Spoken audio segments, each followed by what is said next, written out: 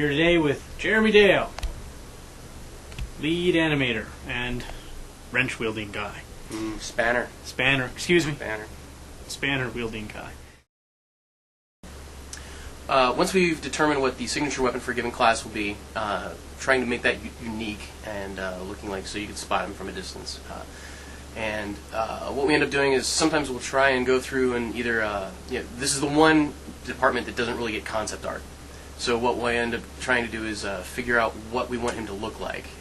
What kind of, is he going to be finessey? Is he going to be very powerful? And in the case of the Zealot, I did some quick sketches to indicate like how I wanted him to be a little more hunched, a little more feral, because I want him in the concept he's standing there with a skull and a dagger, and so we're trying to go for the buzzard-like crazy insano dude.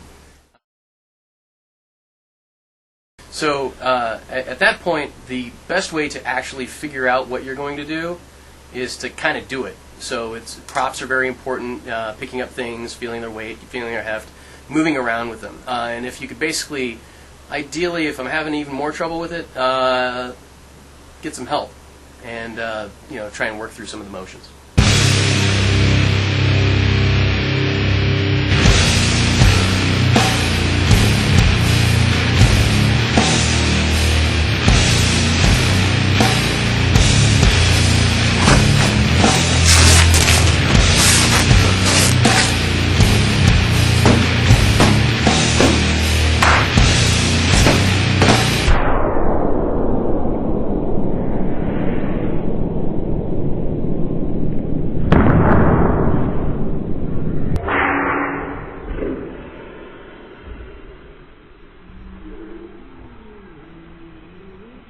Help, you say?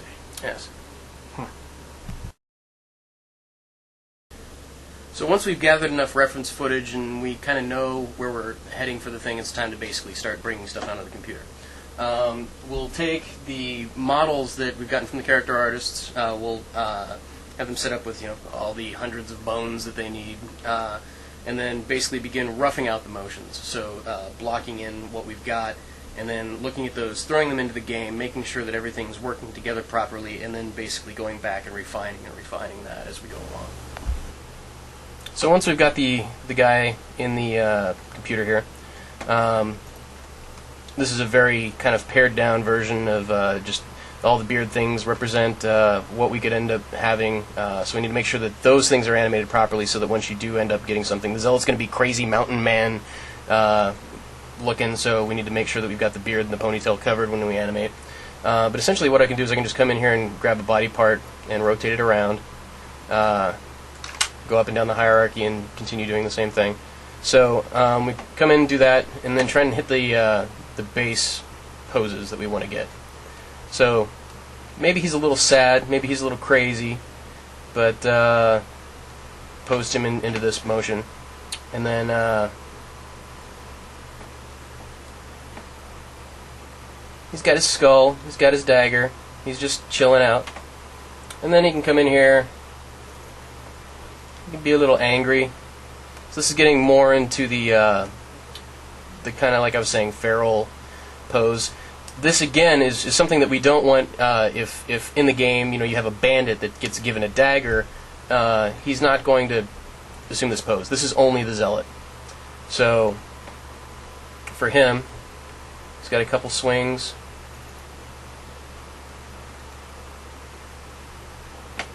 Doing some stuff to where trying to flip the knife around, doing some interesting things with the weapons as he attacks. So once you've actually gone and you've generated all the actual animation assets themselves, how do you actually get them into the game? Basically, we've just used kind of off-the-shelf products to structure the data, to organize it. And we've got a pretty organized system. It's actually not all that difficult to get the things into the game. So the way that I've set up the things is that essentially here we've got like the Empire mail set.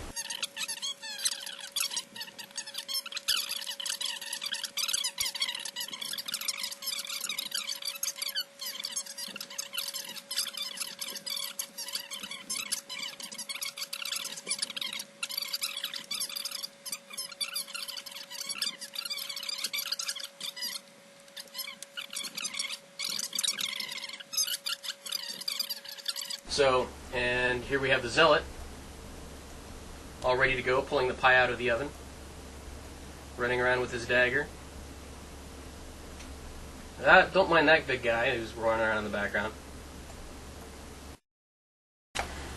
So here you see the set for the zealot, essentially. This is currently the Empire Dagger set. I'll rename that later once we got it fixed, and I can cut that, whatever. So here we've got basically 100 motions just using the dagger and skull. We put these in here, and then basically carry those across to the other sheets that are necessary, so that we know what race you are, what weapons you're holding, what current state you're in, and then we export these and put them in the game. So here's the final result of what we just saw Jeremy walking through. This is an actual zealot.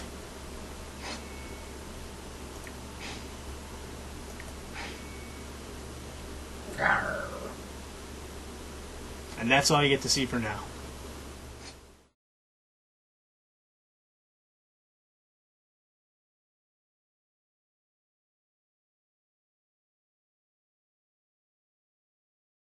So if none of the stuff that just came out of Jeremy's mouth makes any sense at all, don't worry. It almost never makes sense to us either, which is why we actually post these all around his office. He speaks a language unique to himself, Jeremese. Part of it is technobabble, part of it is strange references to movies that only Jeremy has seen. A lot of the time it's just the fact that he only speaks in pronouns most of the time. So if you're feeling confused, don't worry. You're just like the rest of us.